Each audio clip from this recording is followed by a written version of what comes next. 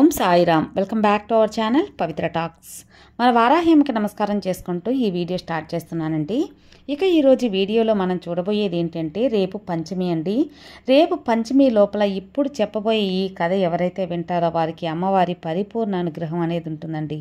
ఇక వారాహ్యమ్మ ఆ అద్భుతమైన కథ అనేది విందామా? తప్పకుండా అమ్మవారి అనుగ్రహం పొందటానికి అమ్మవారి మీద నమ్మకం ఉంటే చాలండి, తప్పకుండా ఆ తల్లి అనుగ్రహిస్తుంది. అలాగే కొత్తగా పెళ్ళైన జంట వారణాసి వెళ్ళారట. వారణాసిలోని అన్ని గుళ్ళు చూసిన తర్వాత అక్కడ ఉన్న వారాహి అమ్మవారి గుడి కూడా చూడటానికి వెళ్తారు. అయితే అక్కడ అమ్మవారి గుడిని కొన్ని సమయాల్లో మాత్రమే చూడాలని కొన్ని నిబంధనలు ఉంటాయన్నమాట. కానీ వాళ్ళు మేము చూసే వెళ్ళాలి అన్నప్పుడు ఇంకా ఎవరి మాట వినకుండా చూసిన తర్వాత ఆ జంటలో వాళ్ళకి ఒక కన్ను లొట్టబోయి సొమ్మసిల్లి పడిపోతాడంట. అది ఎప్పుడో కాదు, ఈ మధ్యనే కూడా మనకు పేపర్లో అంతా కూడా వేశారండి ఈ యొక్క అద్భుతం అని చెప్పి. ఇట్లాగా అంటే ఆ సమయాల్లోనే వాళ్ళు అనుమతిస్తారు కదా, అప్పుడే చూడాలి. ఎందుకు ఇలా అమ్మవారినే కదా, ఎందుకు ఇలా జరుగుతుంది అని చెప్పి మనకు అనుమానం రావచ్చు. ఒకే ఒక ఉదాహరణ అండి దీనికి. మనం సూర్యుడు ఒక్కడే ఉంటాడు, కానీ సూర్యోదయ సమయంలో చూడొచ్చు, సూర్యుడు అస్తమించే సమయంలో చూడొచ్చు. అదే సూర్యుడిని మనం మిట్ట మధ్యాహ్నమో చూడలేం కదా, అదే దానికి సమాధానం అన్నమాట. అలాగే వారణాసిలో కూడా కొన్ని సమయాల్లోనే వారాహ్యమ్మను చూసే అదృష్టం అనేది పొందుతారు. వారణాసి హిందువులకు ఒక పవిత్ర పుణ్యక్షేత్రం. ఈ విషయం మనకు అందరికీ తెలిసిందే. కానీ ఈ క్షేత్రం అత్యంత శక్తివంతమైన కలిగిన ఒక పట్టణం. ఎందువల్లంటే అక్కడ మహాశివుడు ఉంటాడు. అంతేకాకుండా వారణాసికి కాపలాగా వారాహి అమ్మవారు కూడా ఉంటారు. ఈ క్షేత్రం అత్యంత శక్తివంతమైనది. ఎందువల్లంటే అది జల ప్రళయం కూడా ఈ పట్టణాన్ని ఏమీ చేయలేదని మనకు నిరూపణలో తెలుస్తుంది. ప్రపంచంలోనే లక్షల కోట్ల సంవత్సరాల నుంచి మానవ మనుగడ ఉన్న ప్రాంతంగా వారణాసికి పేరు అనేది ఉందన్నమాట. ఇందుకు ప్రధాన కారణం ఏంటి అంటే ఇక్కడ ఉన్నటువంటి దేవతలే అని మన పురాణాలు కూడా మనం చెప్తూ ఉంటాయి. అటువంటి దేవతల్లో వారాహి దేవత కూడా ఒకటి. ఆమె పుట్టుక, ఆకారం, ఆయుధం సంబంధించి వివిధ పురాణాల్లో వివిధ రకాలుగా కూడా వర్ణింపబడుతూ ఉంది. మనం చాలా వరకు అమ్మవారిని చాలా మిరాకిల్స్ అనేవి లేదా అమ్మవారి గురించి చాలా వరకు మన ఛానల్లో కథలు కూడా చెప్పుకో ఉన్నామండి. అందులో ప్రధానమైనది వారాహ్యమ్మ వారు సప్తమాతకలలో ఒకరు. ఈమె వరాహముఖం కలిగి ఉంటారు.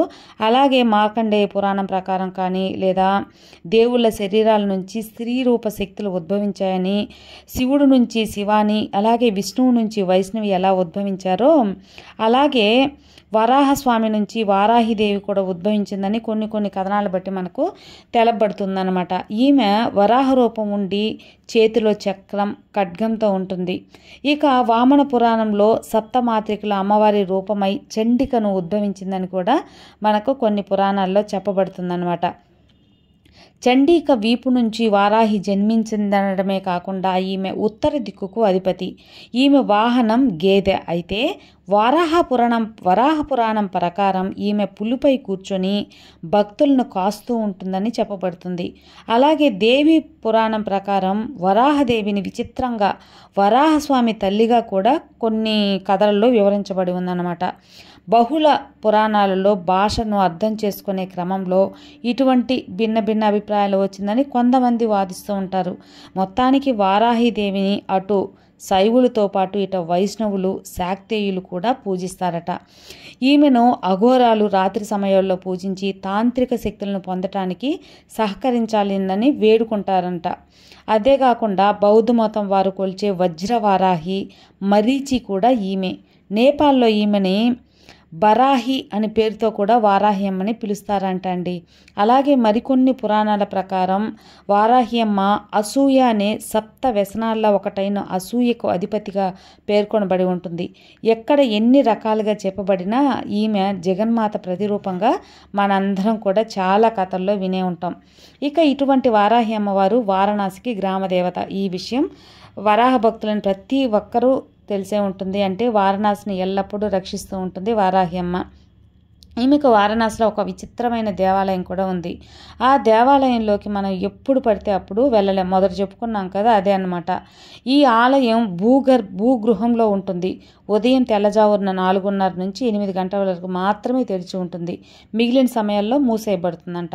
ఇక ఆలయం తెరిచిన సమయంలో వెళ్ళిన తరువాత నేలపై 2 కన్నాలు కనిపిస్తాయి. వాటి నుంచి మాత్రమే వరాహి అమ్మని ఆ కన్నాల్లో మనం చూడాలంట. వాటి నుంచి మాత్రమే అమ్మవారిని దర్శించుకోవటానికి వీలుంటుంది. ఒక రంధ్రం నుంచి చూసినప్పుడు అమ్మవారి ముఖం కనిపిస్తుంది. మరో రంధ్రం నుంచి చూసినప్పుడు అమ్మవారి పాదముద్రలు కనిపిస్తాయి. అమ్మవారు ఉగ్ర స్వరూపాలు కాబట్టి ఇలా కన్నాల నుంచి భక్తులు ఇలా చూస్తే పురాణాల కాలం అంటే ఏర్పాటు అనేది చేశారంటే ఉగ్ర రూపంలో అమ్మవారిని చూసి అందరూ తట్టుకోలేరు అనే ఒక ఉద్దేశంతో. అయితే కొత్త దంపతులు ఇటీవల మనం చెప్పుకున్నట్లుగానే పెళ్ళైన దంపతులు ఈ ఆలయంకి వచ్చారంట. వీరు అక్కడ ఉన్న పూజారి ఎంత చెప్పినా కూడా వినకుండా మేము చూడాల్సిందే అని పట్టుబట్టారంట. లేదంటే సుప్రీంకోర్టుకు వెళ్తాం అట్ట అని కొన్ని లాజిక్లు అనే మాట్లాడే దానివల్ల ఇంకా పూజారి ఏమీ చేయలేక విగ్రహం చుట్టానికి అనుమతిస్తాడు. వాళ్ళు భూగృహంలోకి వెళ్ళి అమ్మవారి విగ్రహం ముందు ఒక్క క్షణం నిలబడిన వెంటనే మూర్చబోయారంట. అటుపై తర్వాత పూజారి వాళ్ళ శిష్యులతో కలిసి హడావుడిగా ఆ భూగర్భం నుంచి బయటికి తీసుకొచ్చేసి దాదాపు గంట సేపు తర్వాత శాంతి ప్రవచనాలు, అమ్మవారి శ్లోకాలు అవన్నీ వినిపించిన తర్వాత మళ్ళీ మామూలు స్థితికి అనేది వచ్చారనమాట. కాబట్టి పూజారులు అక్కడ ఆ ఉగ్రకళని మనం చూసి తట్టుకోలేం. అందువల్లే ఎప్పటి నుంచో ఉన్న ఆచారాన్ని తప్పకూడదు అనేది. ఇందుకు గల కారణాలు కూడా ఆ పూజారి వివరించారంట. ఆగమ శాస్త్రం ప్రకారం ప్రతి శిల్పానికి ఉగ్రకళ ఉంటుంది లేదా శాంతి కళతో మలచబడి ఉంటుంది. ఉగ్రకళతో ఉన్న విగ్రహాలలో సాధారణంగా శక్తి అనేది ఉంటుంది. ఈ శక్తి దుష్ట శక్తులను అణచడానికి వీలుగా రూపొందించబడింది. ఆ ఉగ్రకళతో ఉన్న అమ్మవారు ఎదురుగా సాధారణంగా మానవులు ఎక్కువసేపు ఉండలేమట. అందువల్లే వారు మూర్చబోయారు. ఆ ఉగ్రకళ ఒక్కొక్క విగ్రహానికి ఒక్కొక్క సమయంలో చాలా ఎక్కువగా ఉంటుంది. ఆ సమయంలో ఆ ఉగ్ర రూపం ఆ విగ్రహం దరిదాపుల్లో కూడా మనకు మానవులకి పోవటానికి వీలు కాదు. మిగిలిన సమయంలో కొంత తక్కువగా ఉంటుంది. అందువల్లే తెల్లవారుజామున 4:30 నుంచి 8 గంటల వరకు మాత్రమే ఆ గుడిలో వారాహి అమ్మవారి దేవాలయాన్ని తెరిచి ఉంటుంది. అప్పుడు మాత్రమే అమ్మవారిని చూడటానికి అది సరైన సమయం అని చెప్పబడుతుంది. కాబట్టి కొన్ని మనం పాటించాల్సింది. ఆ సమయాల్లో అంటే తెల్లజావున 4:30 నుండి 8 గంటల మధ్య వారణాసి గ్రామదేవత అయిన మన వారాహి అమ్మను చూడటానికి వీలుంటుంది. కాబట్టి ఎవరైనా వెళ్ళినప్పుడు ఆ సమయంలో మాత్రం అస్సలు మిస్ అవ్వద్దు. ఆ సమయాన్ని తర్వాత అయితే మూసేస్తారనమాట. సాధారణంగా ఉగ్ర రూపం అనగానే భయంకర రూపం అని మనం అనుకుంటాం. అయితే అది తప్పు. అమ్మవారు ఒక దివ్య రూపమైన ఒక శక్తి, తేజస్సు అని అర్థం. అది కంటికి కనిపించదండి. అది మనలాంటి మానవులు వచ్చి ఎదురుగా అమ్మవారి ఆ ఉగ్ర రూపాన్ని తట్టుకోలేమన్నమాట. కేవలం ఆ ఉపాసన బలం ఉన్నవారు, ఆ ఉపాసకులు మాత్రమే అమ్మవారి విగ్రహం ఎదురుగా నిలబడి చూడటానికి వీలవుతుంది. అది కూడా అమ్మవారు గ్రామ సంచారం బయలుదేరి వెళ్ళినప్పుడు మాత్రమే కుదురుతుందని చెప్పబడుతుంది అన్నమాట. అందువల్లే ఉదయాన్నే కొద్దిసేపు మాత్రమే తెరిచి ఉంటుంది. కానీ ఏది ఏమైనా కూడా మన వారాహి అమ్మ ఈ కలియుగంలో మనం కోరిన కోరికలు వెంటనే నెరవేర్చే మన ఒక కల్పవృక్షం అని కూడా చెప్పుకోవచ్చండి. ఎందువల్లంటే ఆ తల్లి ఎంత ఉగ్రరూపమైనా మనం భక్తితో న్యాయమైన కోరికలు అనేవి కోరి మనం కోరేమంటే తప్పకుండా నెరవేర్చే తీరుతుంది. కాబట్టి ఖచ్చితంగా వారాహి అమ్మని నమ్ముకోండి. మీరు ఏదైనా సరే అమ్మవారిని భక్తితో న్యాయమైన కోరిక ధర్మంగా కోరండి, తప్పకుండా నెరవేర్చి పెడుతుంది. సర్వే జనా సుఖినో భవంతు. జై వారాహి.